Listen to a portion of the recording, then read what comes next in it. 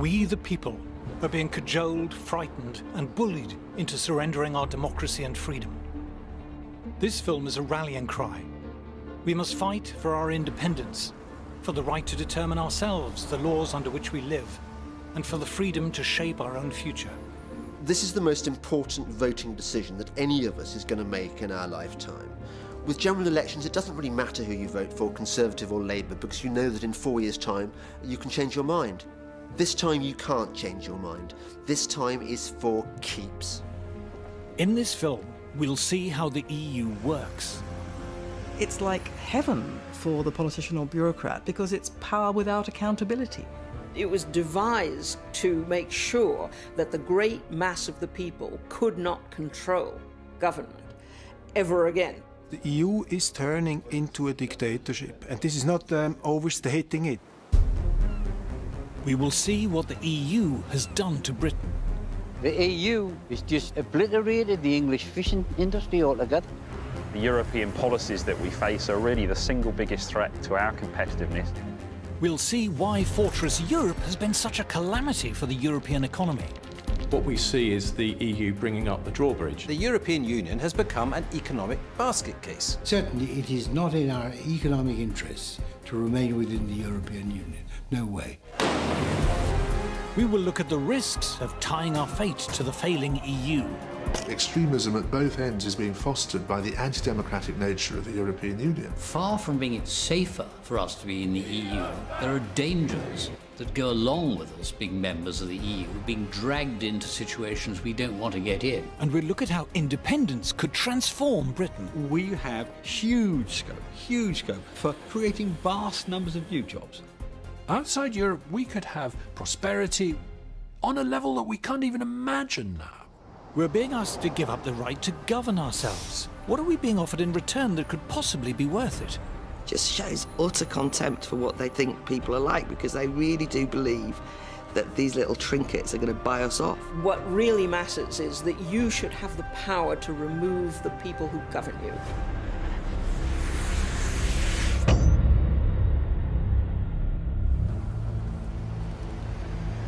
We're about to choose how we want to live our lives. This is the single most important political decision any of us will make in our lifetimes. It's been more than 40 years since we were last asked. It could be a half-century before we're asked again, if we're asked at all. I think this is the last chance that we'll be able to vote on EU membership when we still have a recognisable identity as Britons. And what makes it scary is that if we go the wrong way, we're in it for certainly my lifetime, and probably my kids' lifetime. I'm on my way to Brussels to better understand the deal that's on offer. This is about our ability to say to ourselves that we are a genuinely democratic and free people. That's how important this is. In return for our democratic rights, we've been promised prosperity and security. Are these promises convincing? The choice before us is all about democracy and how highly we value it. The word democracy comes from the ancient Greek. The demos is the people. The people are meant to be in charge, not politicians or bureaucrats. They're meant to serve us, not rule us. We have given them some power, but only temporarily, and we can take it away from them if they displease us. That's the theory. The EU, s'il vous plaît. Straight off, there's a snag. On my quest to understand the EU, my first challenge is to find it. There are over 90 EU buildings here in Brussels, and a load more in Strasbourg and Luxembourg. As impressive as the modernist buildings is the number of directorates, councils, commissions and ministries which occupy them. But here the EU slips its first cog. For a democracy to function, there needs to be transparency. We, the people, need to know how the system works.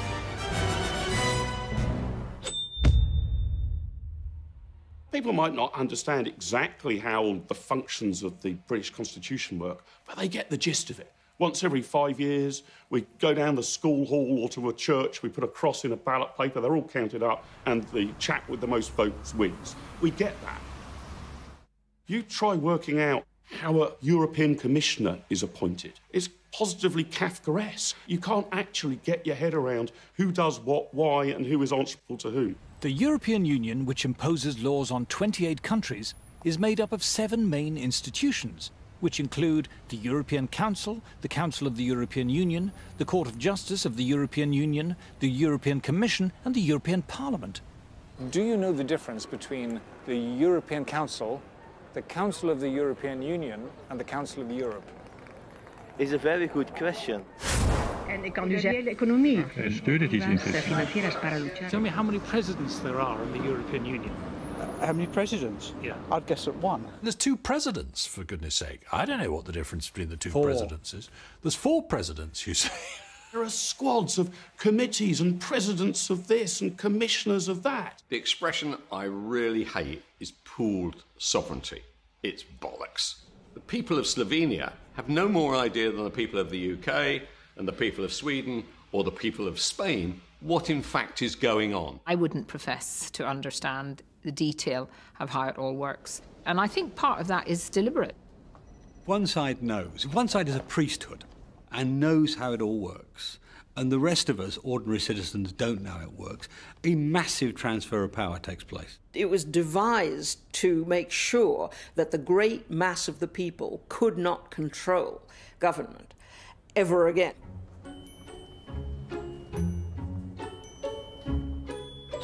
Problem number 2. For a democracy to function, you need to know who's running it. A democracy only works if you know who your representatives are. David Cameron, tough, tries to hide it, probably quite a nasty piece of work. Tony Blair, oily. There is only room for one in the lifeboat, Tony Blair. The ordinary voter, who's going to hand them all this power, can make up their mind whether they like them, dislike them, because they see them in the papers, they hear them on the radio, they watch them on the telly. Do you recognise this man? No. Do you recognise that man? No. I challenge you to name almost any of them. Do you recognise this guy? No. There's that chap Juncker. Is he one of them? I didn't know whether it was just the British being a bit thick, so I thought I'd ask some folk in Brussels. Yes. Martin. Martin. Can you tell me who that is? No. Who are all of these Eurocrats? Who are they answerable to? Ah, but here we come to problem number 3. Accountability. Would it help if you knew who they were? Because you don't have any power over them, so what's the point? In the EU, there's a thing called a parliament, but it's not a parliament as we know it. In the EU, the parliament isn't in charge. Have you ever known anyone know who their MEP is? Nobody does. It's because we know that they're not actually being voted into a meaningful position of lawmaking. This is the only parliament the world's ever invented where you cannot initiate legislation, propose legislation, or even the repeal of legislation. All of that comes from the unelected European Commission. So you can't propose a law and try and get it passed? No, absolutely not. Parliamentary democracy, once every 5 years, you can throw everything out of the window and start again. With this, once something is European law, there is nothing through a democratic process the voter can do to change it. The people whom we elect to go to Brussels have almost no power at all. They do what they're told. Got even less power than the House of Lords, for goodness sake. Our votes for these people are pointless. They are fundamentally pointless. The European Parliament is an irrelevance. The European Union bureaucratic structures, who are appointed, not elected, have all the real power. The real power in the EU, including the power to legislate, resides not with the Parliament, but with EU officials. They debate their laws in secret. We are not allowed to hear or read their deliberations. Do you know the name of Britain's European Commissioner? No. Have you heard of Jonathan Hill? No. No. No. Did you vote for him? No. Did I vote for him? Yeah. No. No.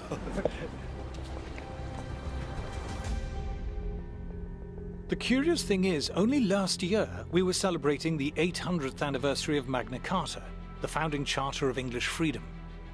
The history of democracy in Britain has been the history of taxpayers demanding the right to determine themselves how much tax should be taken from them and how it should be spent. If I am going to be asked to pay taxes, I want to be told where they're going, and if they're spent badly or stupidly, I want to be able to remove from power the people who are spending them. What made Britain rather different from most other countries was that at an early stage we said no government could pass any law or impose any tax without first getting the authority of the British people. So it's a major thing that we can be taxed by other people without our say.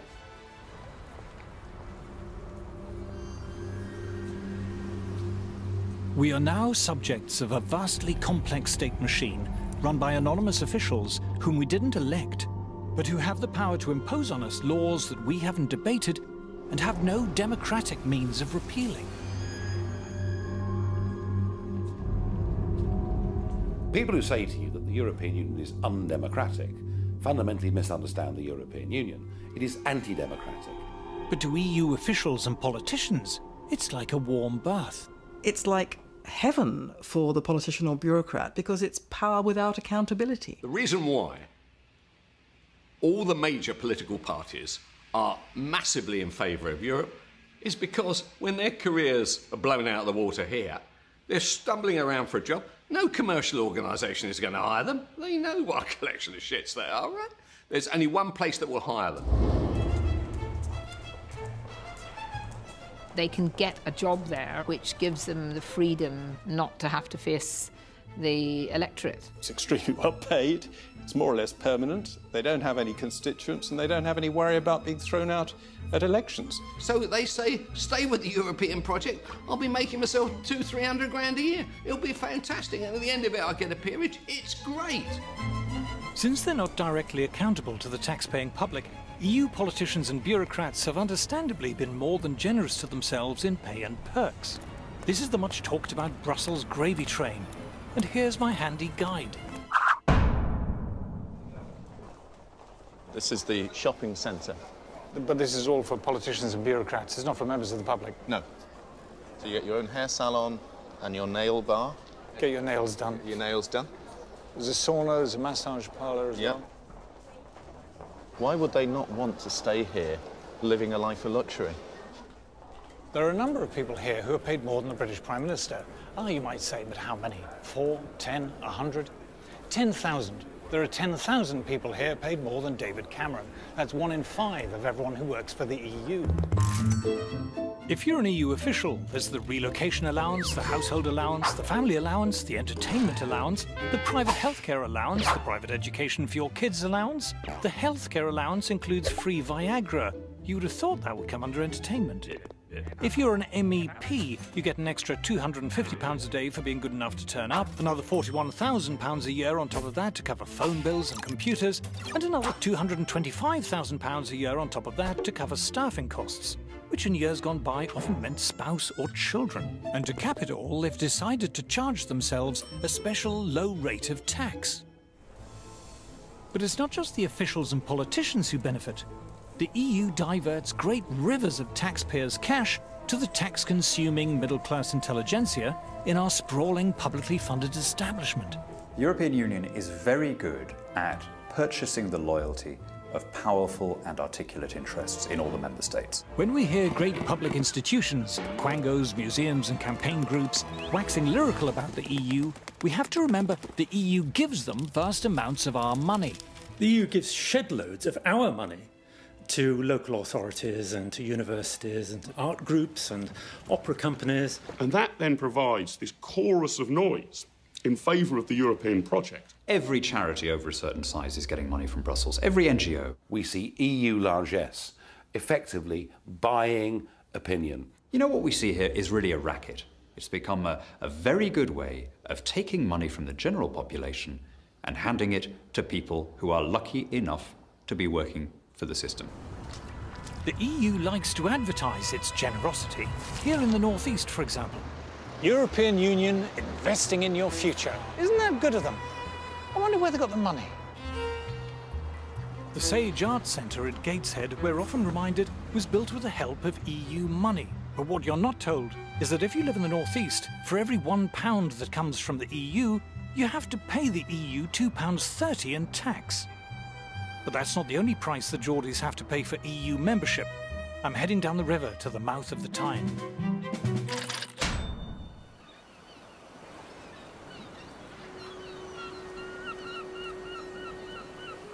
The reward for giving up our sovereignty, we're told, is greater influence in Europe. To see how much influence we have, I've come to the place I grew up. For centuries, fishermen's huts called shields lined the River Tyne. From them came the names of the towns that straddled the mouth of the river, North and South Shields. The seas here are rough, but the water is rich in mackerel, haddock, salmon, herring, cod, skate and shrimp.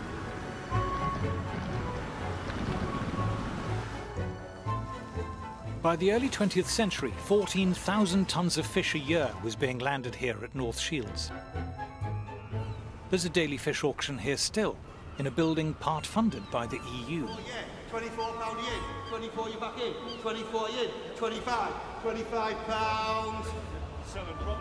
for them. 30 pound for them. In a corner of one of the halls sits fewer than 100 boxes, part filled with fish. A dozen or so fishermen and merchants surround them. £26, 27, £27 in, 28, £28, 29, £29, £30, £30. 74-year-old fish merchant John Ellis has been buying at this auction since the 1950s. Better place, £6 with it. When I started working down here, there was about 200 firms working on the quay. There was haulage firms on the quay who had 30 and 40 wagons that used to ship the fish away. And how many boxes would there be in the market then? In them days, 8, 10, 12, and then you would get also, you get 1,000. 12,000 boxes a day? Uh-huh. So of different place? You heaven X, man. You couldn't get moved. Now with this, well, I think the average for the year, it'll just be about 200 boxes a day. So it's quite nothing, isn't it?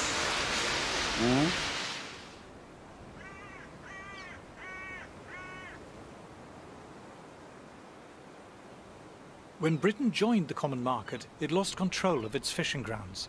When quotas were imposed, several other European countries lobbied the EU for Britain's fishing rights to be divided up between them.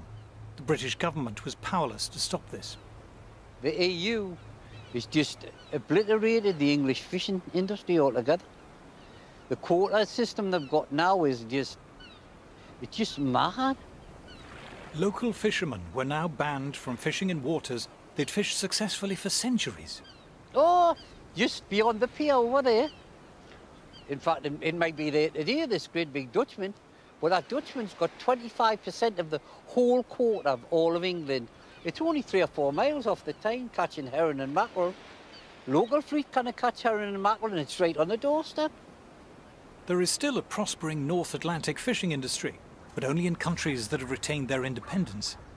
Well, look at the Icelandics and the Faroes and the Norwegians. They sell millions of pounds worth of fish to us. And they're outside the common market. But you tell me a common market country that buys fish off us, but they send the fishing boats to the North Sea to catch our fish.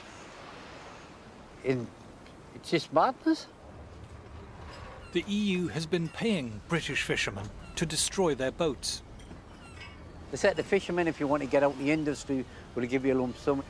This here looks like an old boat that's been destroyed. They just watch them with big chainsaws, cutting the old wooden boats up and burning them. The EU pays fishermen to leave an industry and destroy their boats. That's right. While at the same time giving rights to people elsewhere to fish the same waters. Oh, that's right, uh-huh.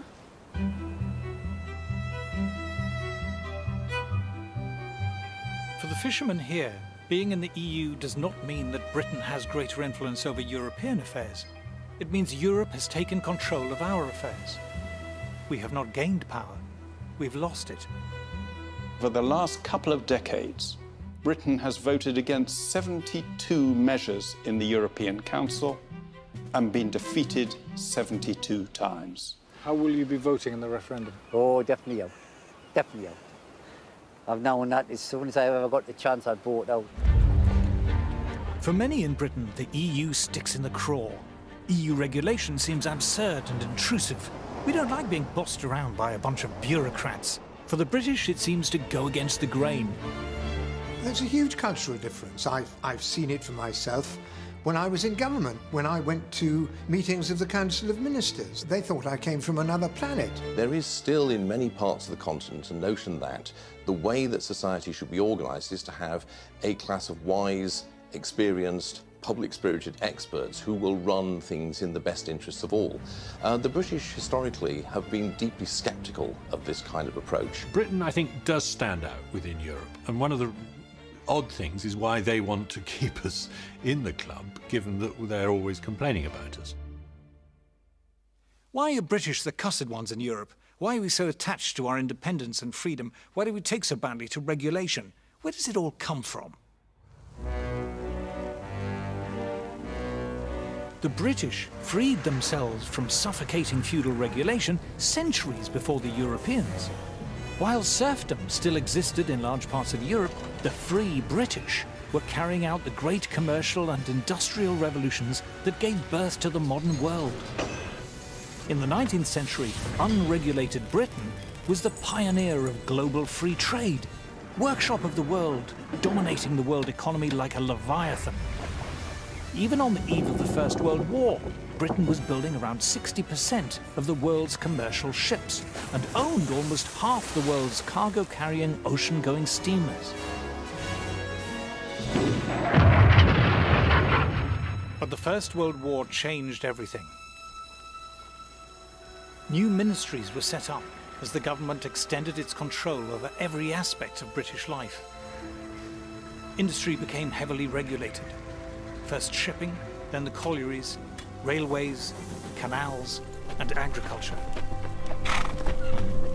The Great War is, in this as in many other respects, a great watershed in British history. During the war, there's incredibly detailed state control of a whole range of industries. By the end of the war, there's a feeling that there needs to be much more permanent regulation and control of society by the state. A company was no longer private property. It was a national asset to be directed from above. The government increasingly thought that it should plan, it should control, it should regulate. When the war was over, so was the excuse for government regulation, and many were scrapped, but not all of them, and not for long. British governments sought to deliberately cartelize and control the major sectors of the British economy, basically checking the spirit of initiative innovation that had been such a dominant feature of the British manufacturing sector in the 19th century.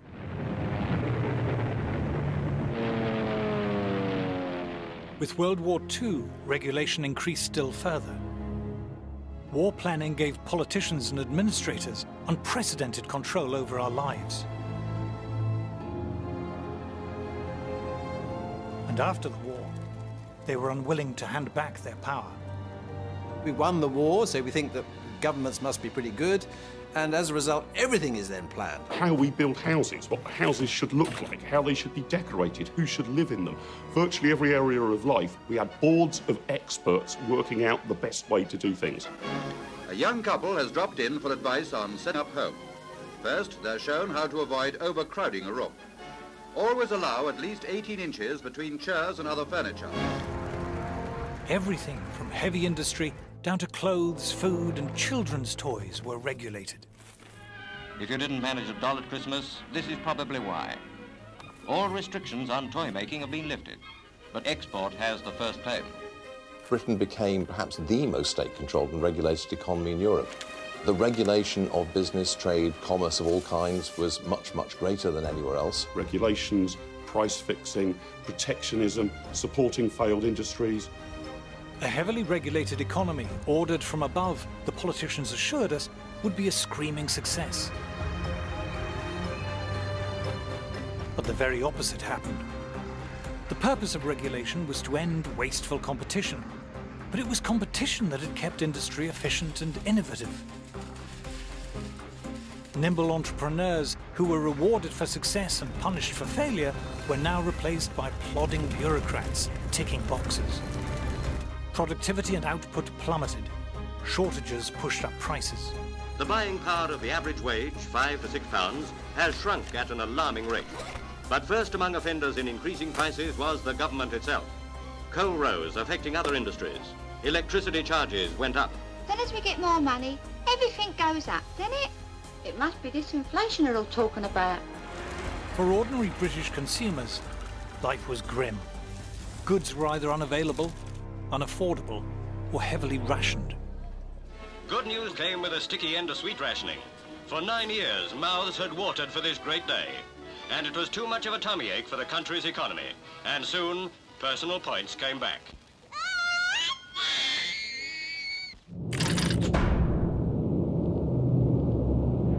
Over in Germany, it was a different story.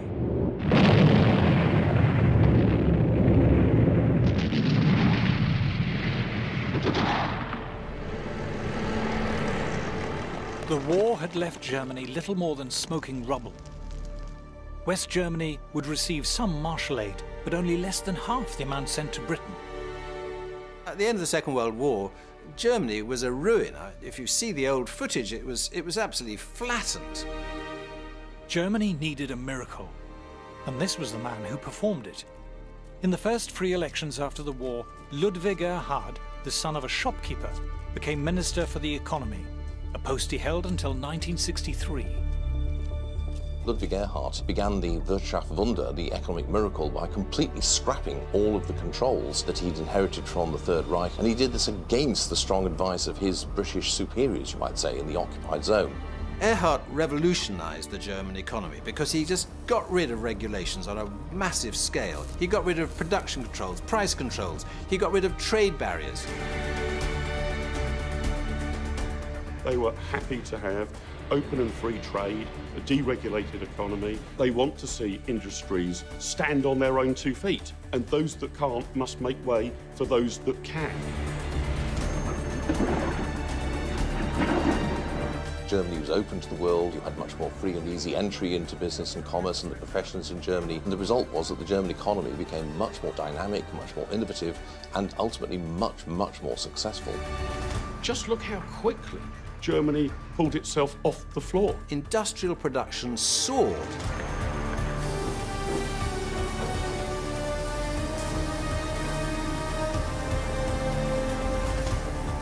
In Britain, there were shortages and rising prices. In Germany, goods were abundant and wages rose steeply. The result for the ordinary person in Germany was sensational, because the production of all consumer goods rose, the prices came down. Britain, who won the war, was still rationed for year after year after year, whereas Germany, who lost the war, rationing was abolished. Before you know it, just a decade or two of this approach, and it's a powerhouse of Europe. Contemporaries described it as a miracle. By the time Erhard left office, he had transformed Germany from a pile of smoking ruins to the third biggest economic power in the world.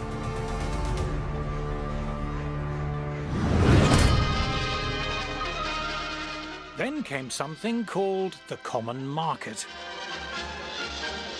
In the greatest free trade experiment of modern times, the barriers are going up between 6 European countries. Barriers up, tariffs down. That is the meaning of the Common Market, formed by France, Italy, Western Germany, with Holland, Belgium and Luxembourg. They will reduce and eventually abolish trade barriers between themselves, and at the same time maintain a common tariff against the world outside. Joining the EEC seemed like a great idea. It meant escaping the dismal, dreary confines of post-war Britain.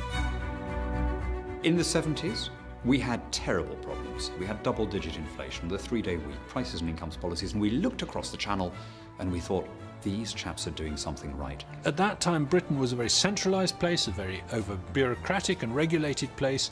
Europe was a much more competitive and free trading place, and it looked like the future. Europe was the future. Europe meant sun and wine and fancy food like pasta. It meant going out into the world and opening up and hopefully becoming more like powerhouse Germany.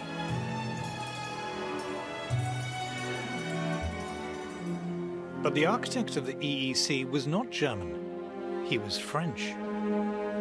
Jean Monnet was steeped in the French bureaucratic big state tradition. Indeed, he had spent the Second World War in Britain, helping to create the very regulations which had all but destroyed the post-war British economy. When Britain joined in 1973, we should have seen what was coming. When the documentation was brought in for signing, it took 2 strong men to carry it. Of a new and a greater united Europe.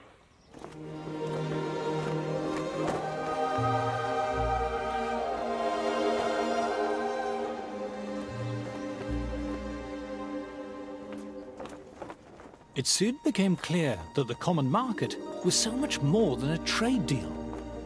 Shiny new buildings kept appearing, the administration grew, and the price of membership kept going up as the EU assumed greater powers and demanded more money from member states.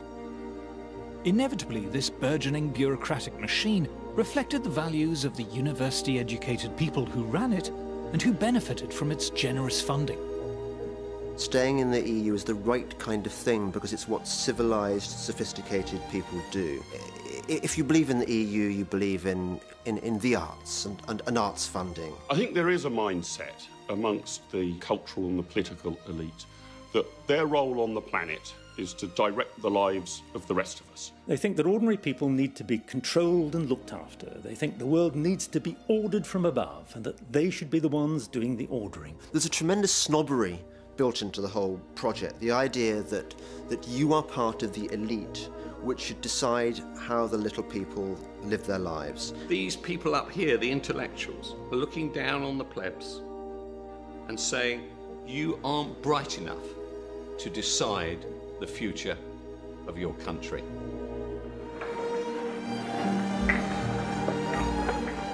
As the EU's power steadily increased, so did the number of regulators and the volume of regulation. The bureaucratic class can find no area of human life that they don't want to write a rule book about.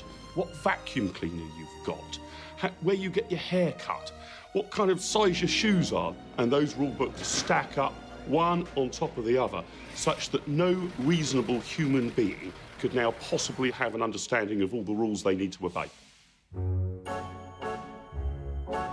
You've got thousands and thousands of bureaucrats, civil servants and administrators, and their job is to push paper, write on paper, have rules on paper, pile up more and more paper. You just get a mass of growing telephone directory size rules and regulations, one after the other, ceaselessly, endlessly. That is actually what the bureaucracy sees itself as there to do. If the list of EU rules could be put into one document today, it would take more than 2 men to carry it on. Such a document would reach as high as Nelson's column. Regulation is so vast and complex, even the EU is unable to tell us how many laws there are covering different areas of our lives. So we've used some helpful EU databases to make the best estimate we can. Here is regulated EU man waking from his regulated slumber to start his regulated day. You wouldn't think you'd need a law for pillow cases, but the EU has 5. But that's nothing. The pillow inside is subject to 109 different EU laws. As far as we can tell, there are only 11 EU laws pertaining to radio alarm clocks. There's around 400 governing the other stuff on Joe Citizen's bedside table. You can't be too careful with duvets and sheets, so there's around 50 laws governing those. There are 65 laws governing bathrooms, but that doesn't include the contents. How they've managed to think up 31 laws for toothbrushes is beyond me. But let's face it, toothpaste is a bit weird, so 47 laws sounds about right. Mirrors have been known to crack and get dirty, so they're covered by 172 laws. As for the shower, well, we've all seen Psycho. Murdering girls like that is now strictly prohibited. Shampoo can get in your eyes and cause discomfort, 118 laws. EU bureaucrats seem terrified by towels for some reason, slightly more relaxed about radiators. There are 1,246 laws relating to bread, but just 52 covering the crazy anarchic toaster. Just 84 laws cover fridges. But an impressive 12,000 laws cover milk. After all, it might go off. Bowl 99 laws, spoon more than 200 laws, same for the orange juice. But the coffee, whoa, stand back grandma, this toxic jungle juice can keep you up all night. The best dog in Britain is unaware of the odourless fog of canine legislation, but careful Ruby, ignorance is no excuse. Our regulated man leaves his regulated house. There are only 92 laws about pavements, after all they're just pavements, but you get the idea. EU regulation surrounds us like invisible barbed wire. When we're frustrated in our daily lives by needless, stupid EU laws, it's infuriating. But it's much worse than infuriating if you're thinking of starting a new business. It's like entering a legal minefield. For small and medium-sized businesses and startups, it's perilous. Complying with regulation imposes huge costs, and falling foul of regulation can put you out of business. Big established firms don't mind regulation so much. For a start, it means less competition. Big corporate interests tend to love the EU. It suits their purposes perfectly. All the corporations love the European Union because what it does, it creates the regulations which destroy their smaller rivals. Big business loves regulation.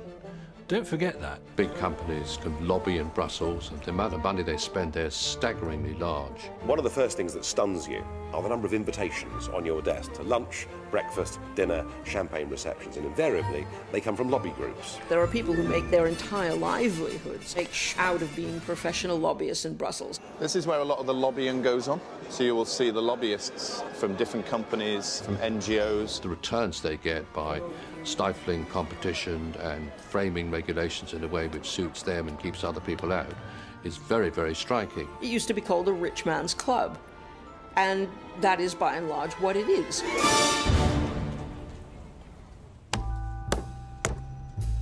But regulation doesn't just stifle competition at home. To illustrate this, let us imagine a less than efficient European manufacturer. The firm was great back in the day, but over the years they've let things slip a bit. The factory's a bit shabby, but it's homely, and they like to do things the traditional way. What they lack in efficiency and new ideas, they make up for in old world charm. Oh crikey, what's this? A pesky new rival firm somewhere in Asia. They've got lab coats. And just look how good he is at maths. His mate too, not quite as good. And they're checking all the products, the big swats.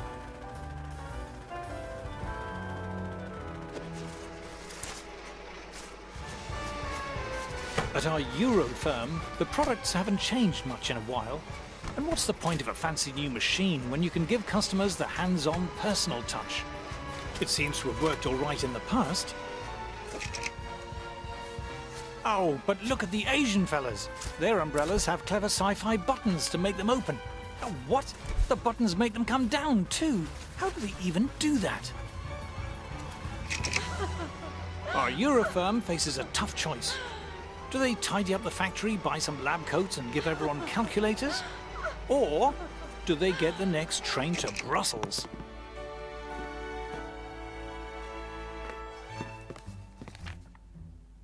Over at the EU Directorate of External Relations Commission Council, a sympathetic official hears the problem.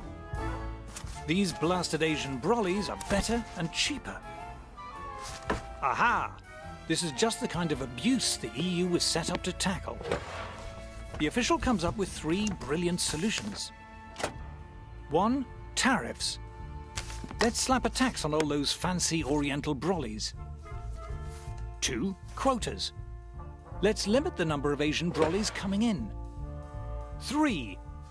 Complex and cleverly drafted regulations, saying you have to wear braces and eat spaghetti to make brollies. With protectionism, you are basically trying to protect industries that otherwise wouldn't do very well in a competitive environment. Otherwise, you wouldn't bother to protect them. You only create a trade barrier because somebody else has got a better, cheaper product. Otherwise, why would you create a barrier? What we have here is something that portrays itself as a free trade area, but is actually erecting barriers and walls to the rest of the world. Our inefficient manufacturer is delighted. But how about the rest of us? If you are propping up and sustaining inefficient ways of doing business, then the people who suffer are the customers. You are preventing your citizens from accessing better, cheaper products. You name it, TVs, laptops, sofas, EU regulation and trade barriers pushes up the price of everything. The cost of living goes up, Europeans get poorer.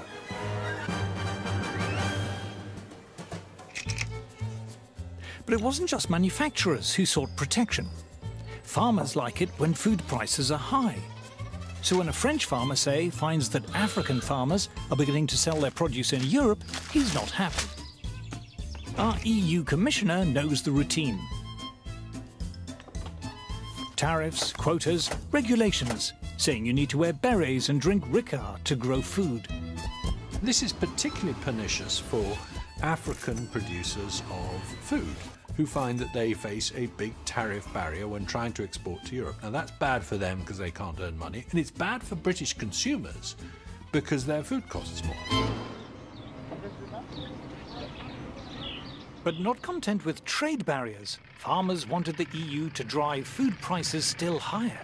To that end, the EU bought gigantic amounts of agricultural produce and simply allowed it to rot, creating an artificial shortage which pushed up prices. These were the famous wine lakes and butter mountains. In northern France, part of the so-called butter mountain. The British say that heaps of butter like this are indefensible follies. The French say they're necessary and completely sensible. It didn't take long for people to wise up to the absurdity of it. And not just its absurdity, its immorality, frankly. All this is rotten for us consumers. Because of the EU, for decades, food and drink has cost far more than it should. It adds between 10 and 20% to the cost of food.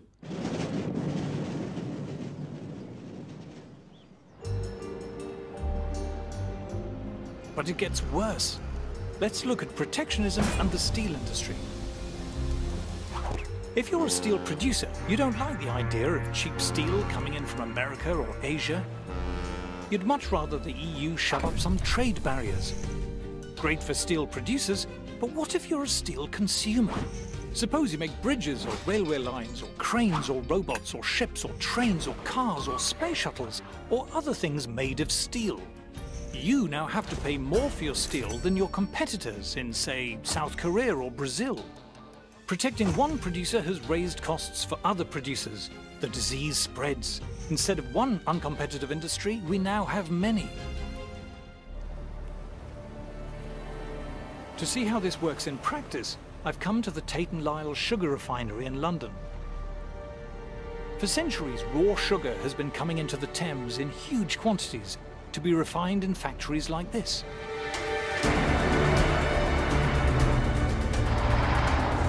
In the raw sugar shed, over 60,000 tons of raw cane sugar stands ready for processing.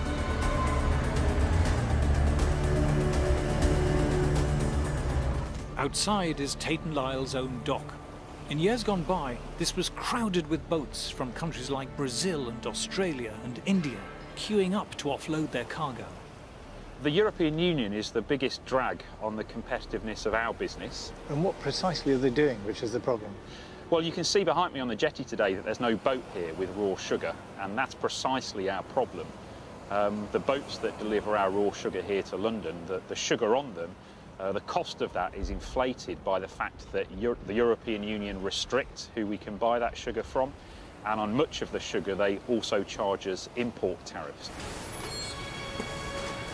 When inefficient European beet sugar producers asked the EU for protective barriers against cane sugar producers around the world, it was a blow to refiners like Tate & Lyle. On some of the boats of sugar that we bring in, we can be paying anywhere between 2 to 3.5 million euros in extra costs because of the European policies. As costs have risen, so has the price of sugar for consumers, while Tate & Lyle's turnover and profits have been hit. It threatens the 850 jobs here in East London, and it's meant that we've had to downsize the refinery by about 50% since 2009. How strong is the feeling against the EU at the moment here? Walk around the refinery, talk to the people here. They absolutely know that no matter how hard they work, no matter how productive they are, the regulations that the European Union set can still crush us. Protecting inefficient producers ends up dragging down good producers. Whereas up till 2009 we were exporting 300,000 tonnes of sugar, because the European regulations have made us uncompetitive. Not only have we stopped exporting that sugar, but we also now face around 250,000 tonnes of imports into the UK to compete with as well. So it's a double whammy, if you like. And we estimate that probably costs the UK economy something like 80 to 90 million euros a year, just for this one factory. Instead of looking out to the whole world, what we see is the EU bringing up the drawbridge. The EU has slid from free trade into crony capitalism and protectionism. Protection hurts consumers who have to pay more for inferior products. It hurts industries whose costs are forced higher. In the end, it even hurts the firms who are protected. Protecting a firm from competition does not make it more competitive. Suddenly you can relax and put the kettle on. Competition forces you to be sharp and buck up your ideas. Remove that and it's like pulling the plug out. By protecting more and more industries year after year, Europe has ended up with a moribund, ailing economy. If you prop up failing, antiquated businesses that can't naturally compete, you get stagnation in the economy, not growth. Protectionism impoverishes all of Europe. It makes all of us worse off. Then the shock came when the World Trade Organization, or WTO, was set up. The walls of Fortress Europe began to crumble. From the developed world to the developing world, the tariff reductions are expected to sow the seeds of global economic growth. The World Trade Organization, where both we and the European Union are members, has made huge progress in sweeping away tariffs and other barriers. We have begun to see an opening up of the markets, thanks largely to the World Trade Organization. Every major country in the world is now bound by its rules. Tariffs and other trade barriers were shredded, as you can see. The World Trade Organization has driven down most of the tariffs. In the EU, the average tariff on agricultural products has fallen to 12%, and on manufactured goods, just 4%. Europe's industries now face the challenge of international competition. I think the European Union is learning a very hard lesson. But if you're insulated from competition decade after decade, it comes as a bit of a shock when it arrives. Growth in the EU, already feeble, has more or less ground to a halt, with youth unemployment reaching staggering proportions. The EU badly needs its own post-war German-style economic miracle. But far from slashing regulation, the mountainous burden keeps growing. It constantly wants to achieve growth through harmonization, top-down control and central direction. And we know those don't work. It militates against precisely the kind of individual initiative and innovation that is at the heart of economic growth. Regulation is the enemy of competition, and competition is the engine of growth. Therefore, it is no surprise that the European Union has become an economic basket case. Every continent now is outgrowing Europe. When you think of the growth rates in China, and then you look at the growth rate in the European Union, that tells me that we are in the wrong place. We joined the European Union and it's become the world's only declining trade bloc. Far from hitching our wagon to a dynamic economic locomotive, we've shackled ourselves to a corpse. The people have never given a bigger vote of no confidence in Brussels. Today, world markets were nervously watching. The stock market has not been reassured. What the European Union has become in the 21st century is what Britain was when it was the sick man of Europe. Despite decades of economic decline, the EU elite carries on regardless. They are unmoved by criticism, untroubled by popular discontent. But the frustration of ordinary people is beginning to show. We now have to focus on constructing a firewall to prevent contagion within the Eurozone. What you can see everywhere is a conflict between the visions of a rather narrow kind of professional middle class which has dominated European politics and the reaction against it by the larger bulk of the European population. Eventually, if you stuff dictatorship down the throats of people who don't want it, they will rebel. Unfortunately, in many places, it's taking a very unpleasant form of right-wing populist nationalism. Extremism at both ends is being fostered by the anti-democratic nature of the European Union. What do we see? Far-right parties, ultra-nationalist parties. We don't know what the future of Europe is going to look like, but at the moment it's not looking good. We don't know what political forces are going to rise in the future. We don't know what conflicts we might be dragged into. Far from being safer for us to be in the EU, there are dangers that go along with us being members of the EU, being dragged into situations we don't want to get in. Marine Le Pen's far-right party came first, winning 25% of the vote.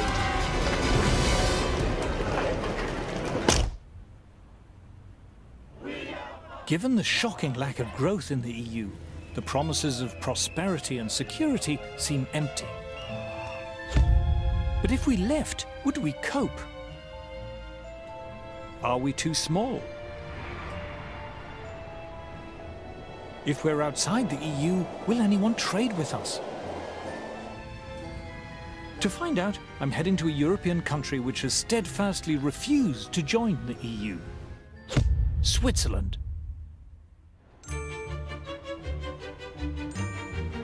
It's very pleasant arriving in Zurich. The station's lovely. The bit round it's lovely. In fact, everything's lovely. But then, this is the wealthiest city in the world, ranked as having the highest quality of life in the world.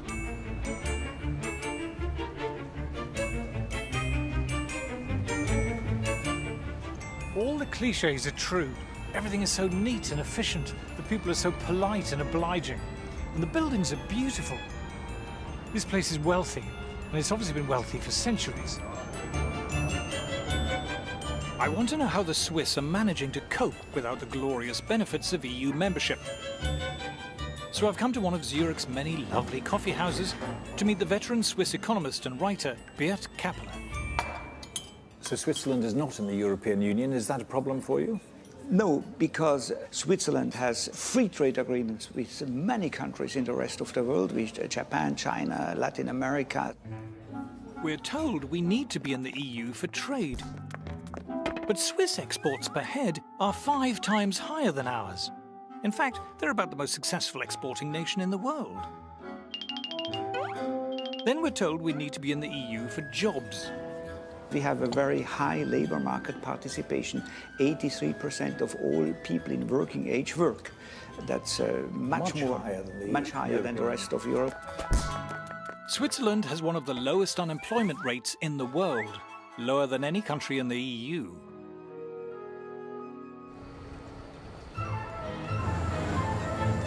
Don't be fooled by the mountains, the cows, and the cuckoo clocks, which are German, by the way.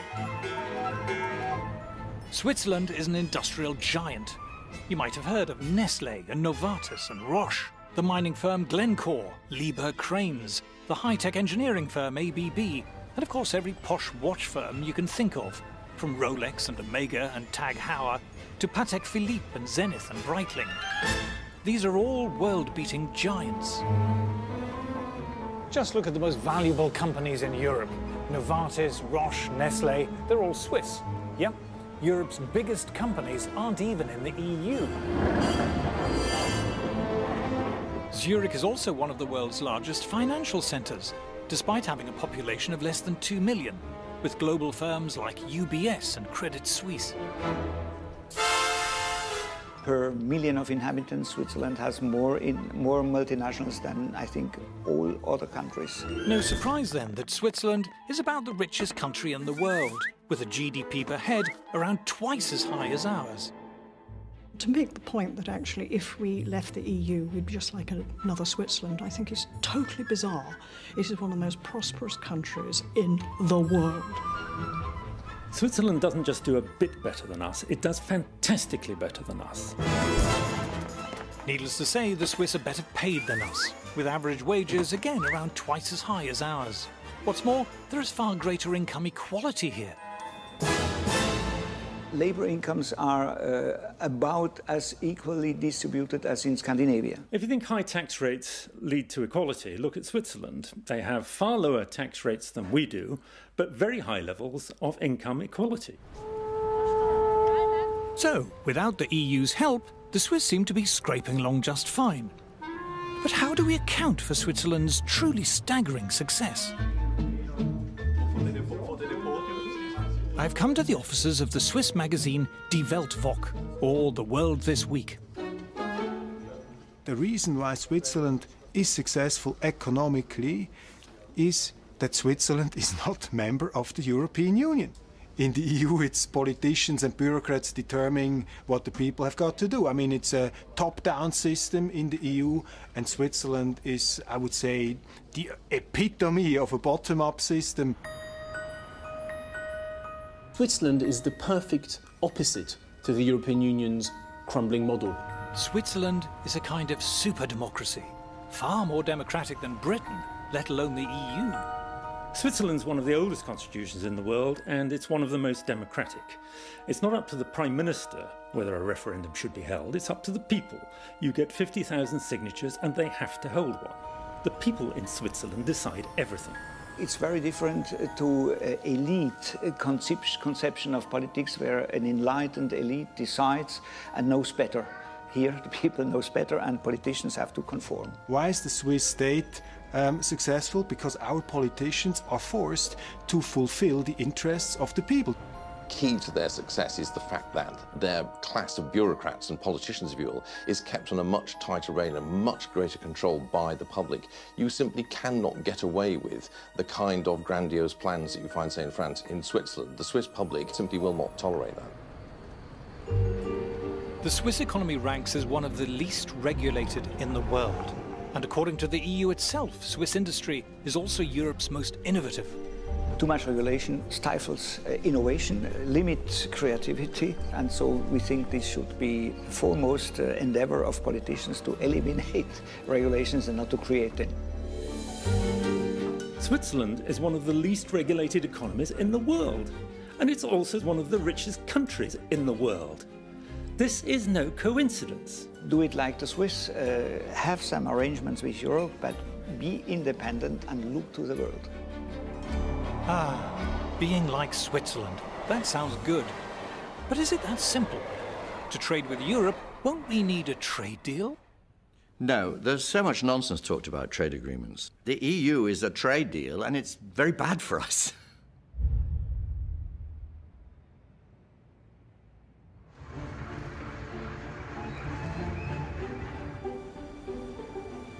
There's an old-fashioned view among politicians that trade is something that politicians organise.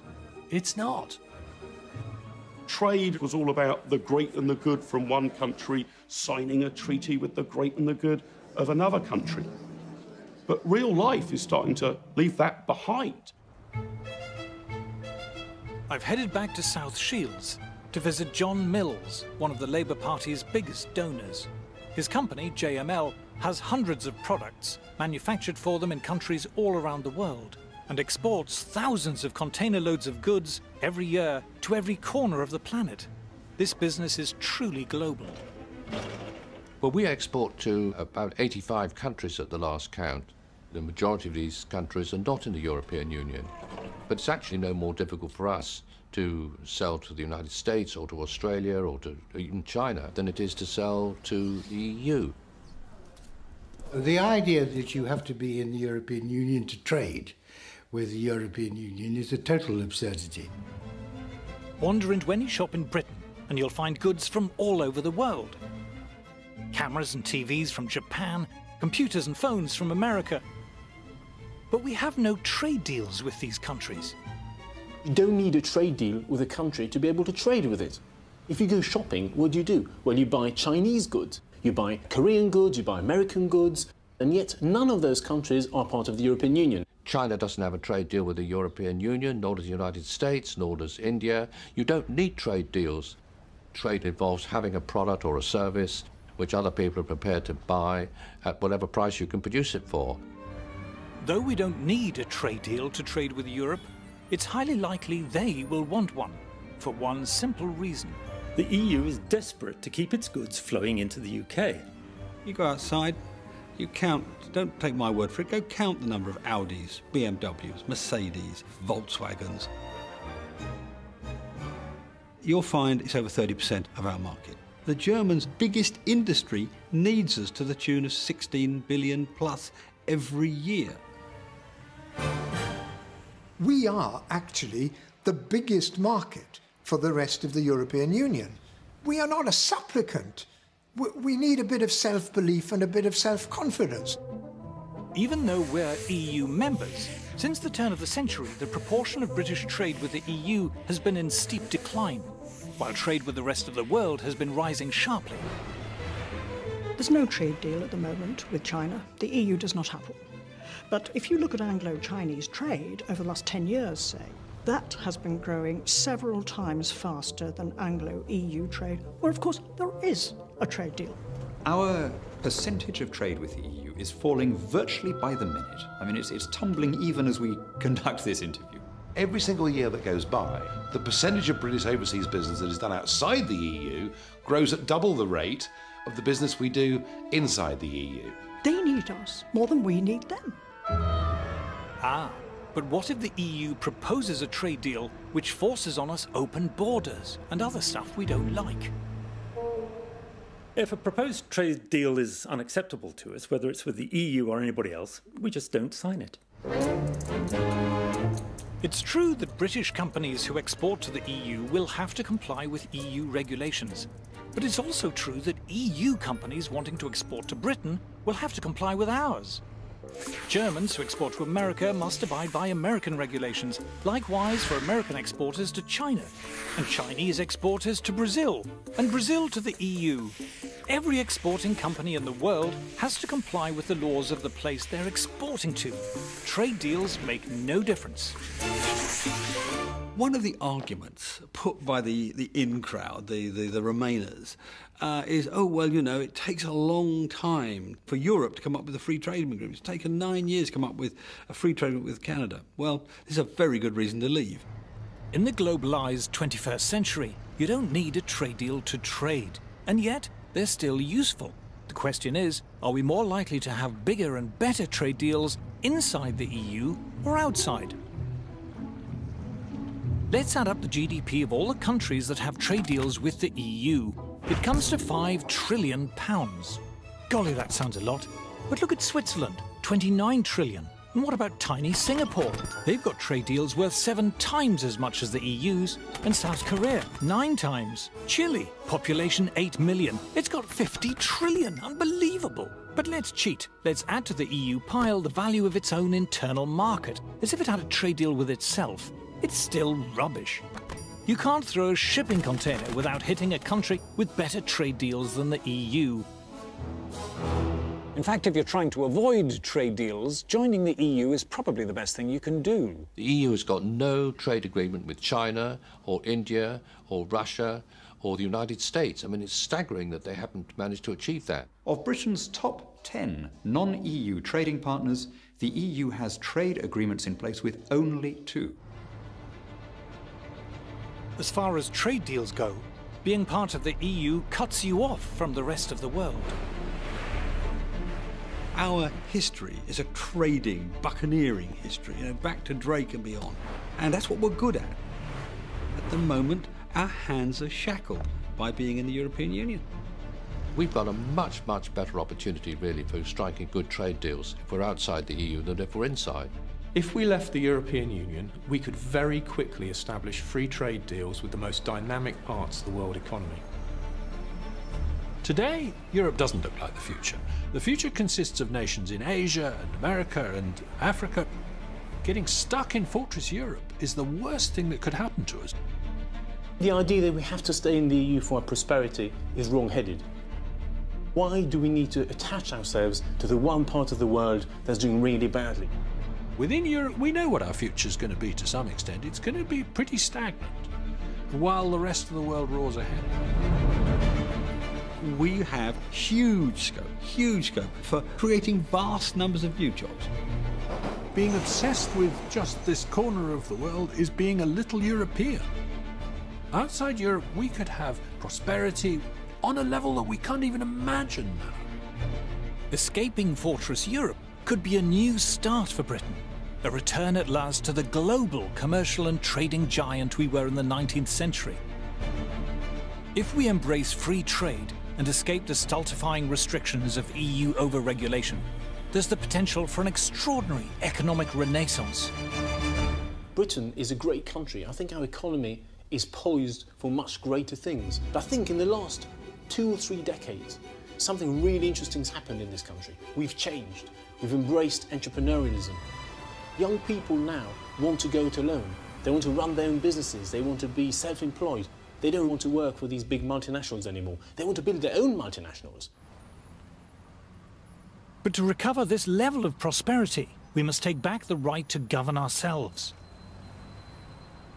We're being asked to trade in our freedom, and look what we're offered in return. It's about bread and circuses, isn't it? Bread and circuses for the little people. The political class say to us, you needn't worry about sovereignty or any of that stuff. You're going to get better mobile phone rates, and that's the good news. And you're going to get slightly cheaper holidays. And those are the things that really matter to you, aren't they? Because you're one of the little people. I mean, would you really trade in your national identity for cheaper mobile phone calls when you're abroad? They're treating us like natives in the 18th century, but Captain Cook lands on the shore and he starts handing out these beads and trinkets, and we're going to be happy with that, and we're going to sell them out country for them. Just shows utter contempt for what they think people are like, because they really do believe that these little trinkets are going to buy us off. In the referendum, we will be asked to choose. Do we want to be governed by an organisation which we don't understand, run by people we don't know and haven't elected, who have the power to impose on us laws that we haven't debated and have little or no chance of blocking or repealing? Have you decided what you're... We need to regain the right for British people to make British laws. If people believe that the best way to strengthen the United Kingdom is to hand over every year more money and more power to an unaccountable bureaucratic elite in Brussels, then what they should do is campaign to stay in the European Union. It comes down to the essential issue, the working man and woman of this country against people who think we have a better plan and a better mind than you.